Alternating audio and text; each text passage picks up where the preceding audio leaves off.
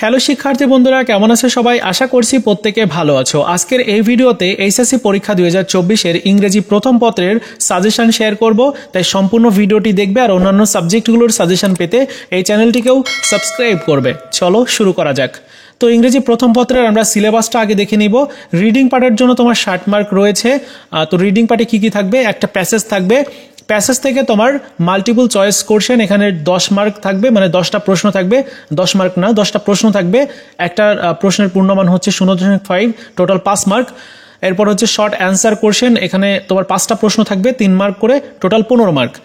এরপর থাকবে হচ্ছে ইনফরমেশন ট্রান্সফার বা ফ্লো চ্যাট, এখানে 5টা থাকবে ফ্লো চ্যাটের থেকে, এবং 5টা ফ্লো চ্যাট থেকে তোমার 5 মার্ক। এরপরে সামারি রাইটিং 10 মার্ক। তারপর ক্লোজ টেস্ট উইথাউট ক্লুজ, এটা আনসিন, তোমার এখানে থাকবে 5 mark. Cloze test without clues এখানে থাকবে 10 মার্ক। আর রিঅ্যারেঞ্জিং এখানে থাকবে হচ্ছে 10 মার্ক। টোটাল 60 মার্ক হচ্ছে রিডিং পার্টে। আর রাইটিং পার্টে রয়েছে তোমার হচ্ছে গ্রাফ অথবা চার্ট 15 মার্ক, স্টোরি রাইটিংয়ে 15 মার্ক, এবং রাইটিং ইনফর্মাল লেটার বা ইমেইল এখানে থাকবে হচ্ছে 10 মার্ক। তো এটা হচ্ছে তোমাদের সিলেবাস। এবার পর্যায়ক্রমে প্রত্যেকটি সাজেশন তোমাদের সাথে শেয়ার করছি। প্রথমে আমরা প্যাসেজের সাজেশনগুলো দেখে নিব, যেগুলো গুরুত্বপূর্ণ বেশি পরীক্ষাতে আসতে পারে।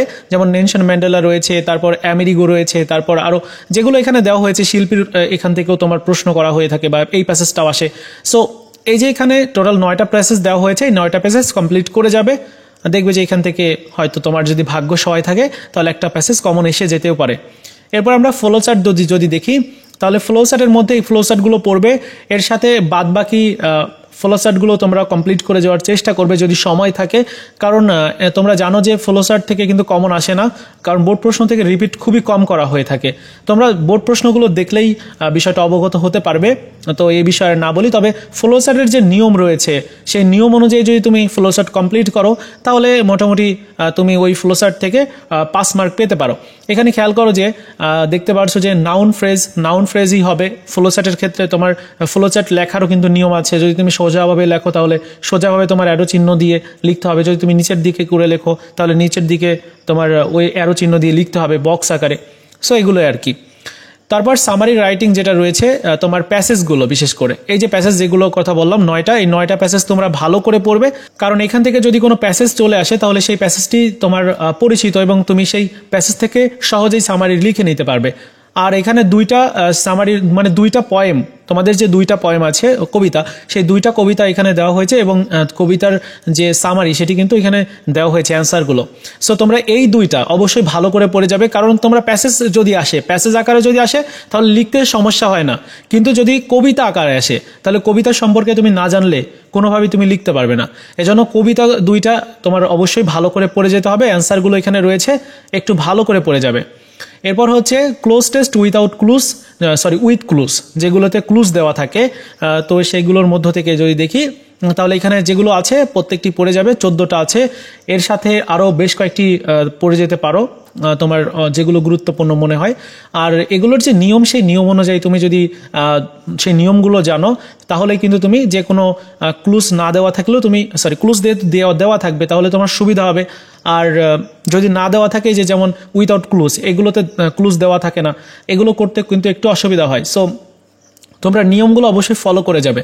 এখানে যেগুলো আছে খুব গুরুত্বপূর্ণ, যেমন পদ্মা ব্রিজ রয়েছে, তারপর রয়েছে কুয়াকাটা, স্টুডেন্টস লাইফ রয়েছে, এয়ার অ্যান্ড ওয়াটার রয়েছে, দ্য ফুড রয়েছে, তারপর তোমার আরও যেগুলো রয়েছে অ্যাটম বোমা রয়েছে। সো এগুলো করে যাবে।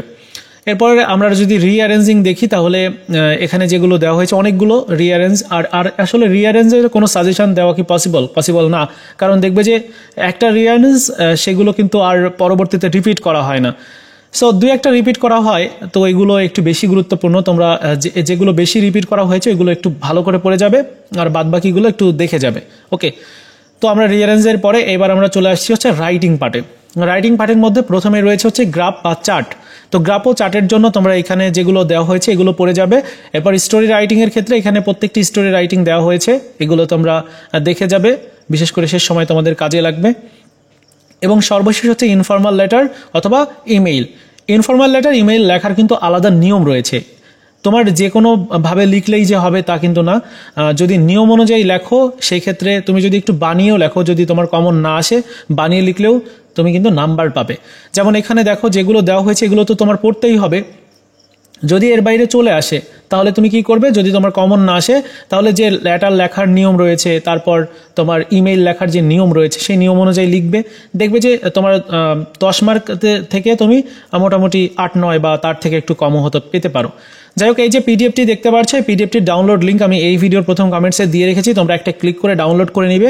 এই ছিল আজকের মতো ভিডিও, দেখা হচ্ছে নতুন কোনো সাজেশন রিলেটেড ভিডিওতে। ভালো থাকো সবাই, ধন্যবাদ।